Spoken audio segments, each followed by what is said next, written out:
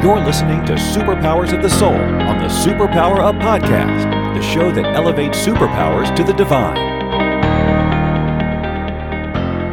Hello, everyone, and welcome. I'm Jennifer Urezzio, I'm superpower expert and founder of Soul Language, and this is Superpowers of the Soul, and I'm here today talking to Tatiana Berindei, and I'm so excited because we're going to be talking about spiritual enlightenment through relationships. Welcome!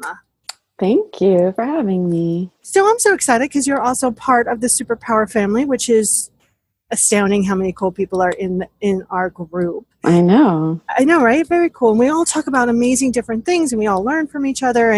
And if you catch this podcast, you should catch her podcast, and Neva's podcast. I mean, there's just so much wealth of information here. So my first question is, what do you consider the superpower of your soul? The superpower of my soul. I have many, as like most people do. But I think that the primary one that was coming to me as I was sitting with this morning was my ability to see the root cause and to speak directly to it. Beautiful. And, we often talk about sacred purpose here, and I repeat this every time I talk about sacred purpose, is that sacred purpose is first for ourselves and then for others. So my sacred purpose is to alleviate suffering through connection. What do you consider your sacred purpose? I would say my sacred purpose is to illuminate love. I love that. And then how does that, reflect in everything you do, including the work and how you share that with others? Yeah, that's a deep question. On a surface level, I work with individuals and with couples, and I work with people in their relationships, both to themselves and then to the people in their lives. So I guess you could say that would be the primary way that I'm illuminating that sacred purpose right now. Beautiful. And what has been this common theme? One of the common themes, for good and for, bad, has been, this conflict between my soul sharing enough and my human side saying, oh, you're not enough. What has been a big theme that your soul has shared with you throughout your journey?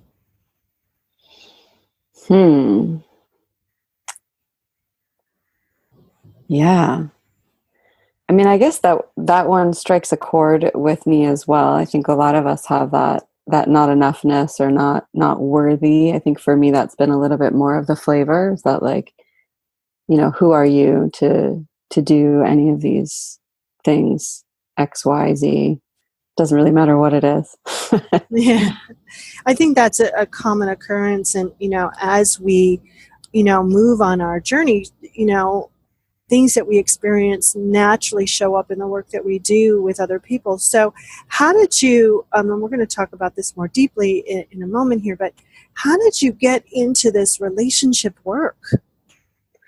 Yeah, well, it's been, I was always the person that my friends would come to when they had relationship issues growing up. Ever since I was a kid, I have a memory of being 8 years old at my dad's office party and sitting in the corner with one of his colleagues who was going through a divorce, who's decided that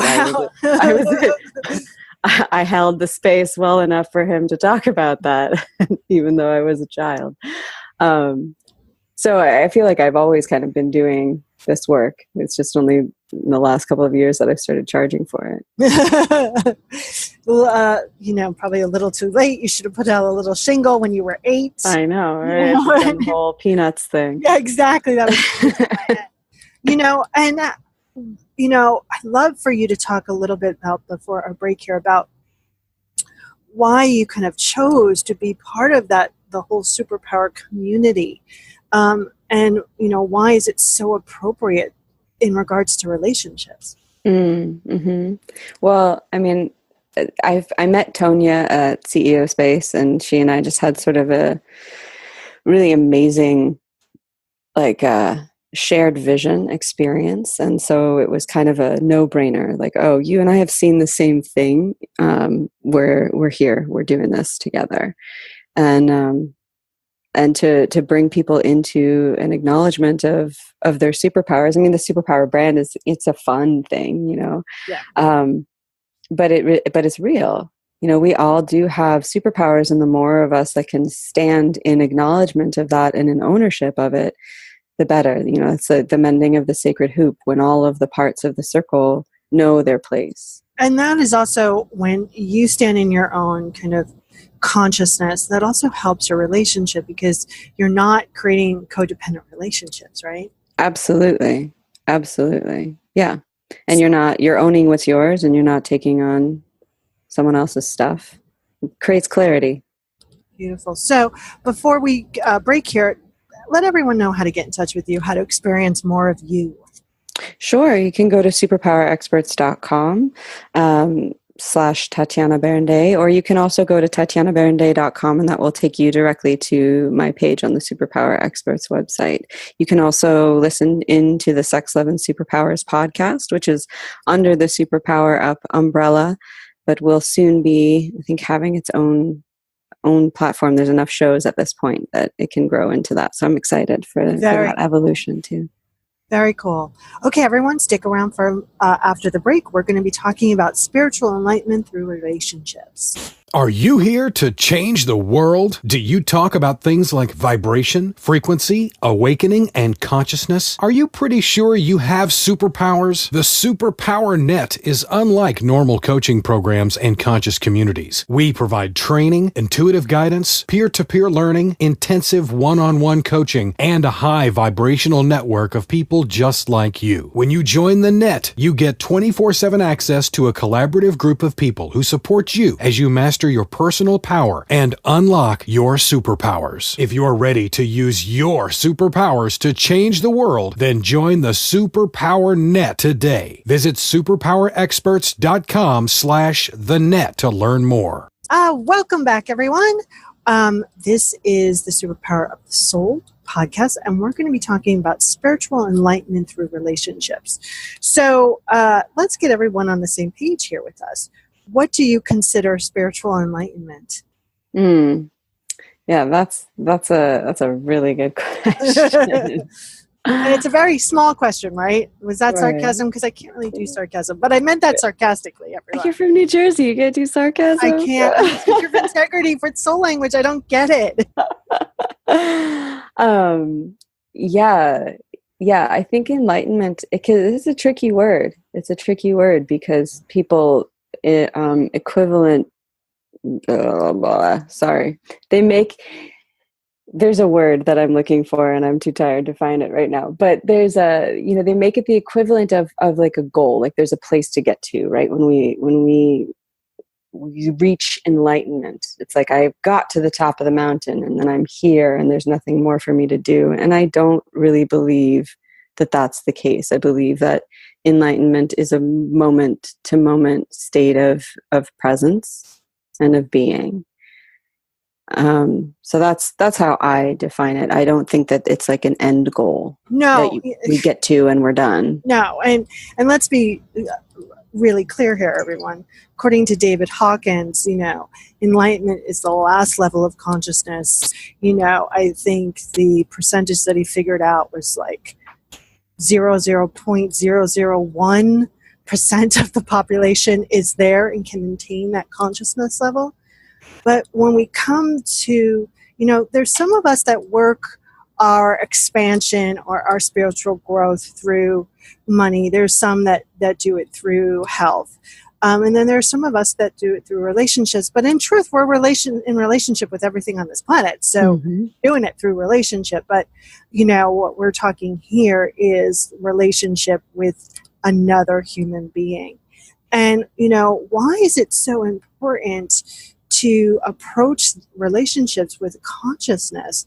And if someone wanted to start doing that right here, right now, what would you suggest? Yeah. Why is it so important is because we, like you said, are in relationship all the time. And whether we like it or not, people exist. I have days where I don't love that's the case. but that's the case. So might as well learn how to be in relationship in a good way, right? Whether it's intimate partnership or like partnership with a coworker or your mother, these all have an impact. These relationships have an impact, and we're social creatures. So I really do believe that it's one of the highest tasks we can put ourselves to in this time right now is how to be in relationship with one another in a good way. And in terms of how to begin that journey, I think I am a real fan of personal responsibility and personal, like taking ownership for our lives, basically. And that can be a tricky subject depending on who you're talking to and where they're at in their journey, because it doesn't mean blaming oneself for everything that has happened to you, right? There's a real difference between personal ownership and responsibility and self-blame and judgment. But to be able to really, as objectively as possible, look at the patterns in one's life and to see where I keep showing up. Like, what's the common denominator in all of this patterning? It's me, and it's me showing up in this way. That for me, that's where to start. Yeah, I would. When I used to live next door, I moved one house over several years ago. But I remember the woman that lived on the first floor, she kept having the same conversation with her boyfriend, who soon became her ex-boyfriend, her mother, her best friend, and I wasn't eavesdropping. The walls were really thin and she was screaming. And it kept being the same screaming. Like, you're not listening to me, you don't hear me, blah, blah. And I wanted to go down and go, okay, have you not noticed that the common theme here? Like, what do you want to do about it? And, I always look at taking responsibility as how do I want to respond here? Yeah. I think, depending on your family of origin and how you grew up, responsibility can be also, judgment-day filled. And I think that, especially master healers can tend to take responsibility for more than they should.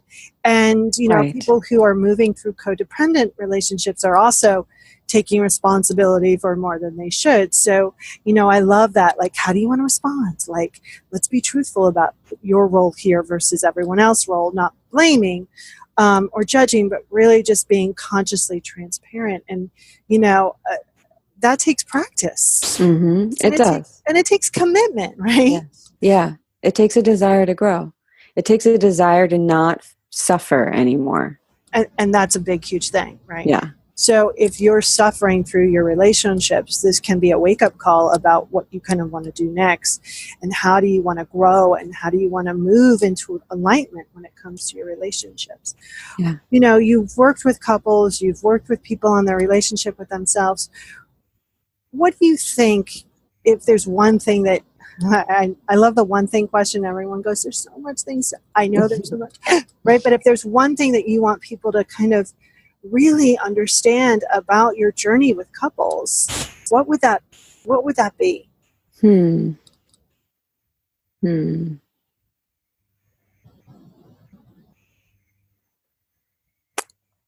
I guess the first thing that's coming to mind is an interesting one. I don't have an attachment to whether or not you stay together. Yeah, and I think, and I've said this before and I'll say it again, the person with the least amount of attachment is the most powerful person in the room. That doesn't mean that you have any more power than anyone else. What that means is you're using your power consciously. And, yeah. Because I've seen toxic dynamics that I don't support. I really truly believe that relationship has the potential, intimate partnership, I should say, has the potential to be one of the most incredible vehicles for spiritual growth and transformation that I've ever seen. Because there is especially when it's a committed partnership, like a marriage, because there's a container that's created that becomes safe. And what happens when we go into a safe container is like all of our ugly parts get shown because we feel safe to do so.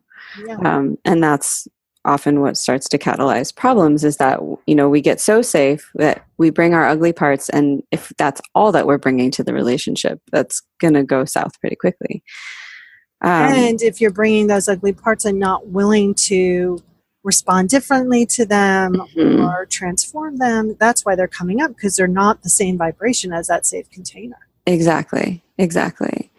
And so, if someone's willing to do the work, and I will say if both parties are willing to do the work, because I really do believe that both people have to be on board. I mean, yes, there is some change that can be affected if just one person decides to shift. But if both people aren't in it for the growth, I have yet to really see that go well. I would agree with that statement. I think it creates a deep sense of loneliness within the relationship. And it creates it creates a split, because what happens is one person starts to do the work, and they can bring it to the relationship as best as they can. And yet there is also a tendency that we as humans have, which is this really interesting thing that I haven't quite exactly figured out where this comes from yet. But it's like, we won't trust the people who are closest to us. We trust them with certain things, but in terms of bringing new information forward, we won't trust them. But if it comes from a complete stranger, if it comes from a third party, we will trust it. And so that's what having somebody else sort of in your corner supporting the relationship serves for. It's like, you could do all this work on yourself and you try to bring it to your partner and they can't hear it from you. But if I step in and I say the same exact thing that you've been saying to your partner for months and months and months, they hear it, which is infuriating, of course, but it also serves a purpose. Yeah. So before I ask you my last question, again, let everyone know how to get in touch with you. So you can go to TatianaBerindei.com, and that will take you directly to my page on the Superpower Experts website. You can also hear the podcast if you go to Sex, Love, and Superpowers. Actually, I think that's a .com now too. You can go there and find just all of those episodes, or you can find them on the page on the website, or you can find them on iTunes podcasts. Beautiful. Yay. So here's my last question. If you were on whatever you call your higher power, universe, tree, Bob, Cod, Cupcake, Divines refrigerator, if you were a magnet on that refrigerator, what would it say?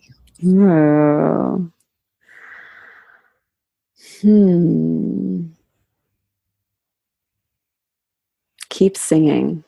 Beautiful. One I would also share. So thank you so much for your time today. And thank you so much for being part of the community I share. I'm really honored to know you. And likewise. An amazing conversation. And listeners, if you liked anything you heard, you can connect with me and all the other experts in the Superpower Net at superpowerexperts.com/the-net, and you'll be able to find out all of the groovy information there. Thank you very much, and don't forget to find and be your connection. Are you ready to discover your superpowers? Go now to superpowerexperts.com and take the Superpower Quiz today.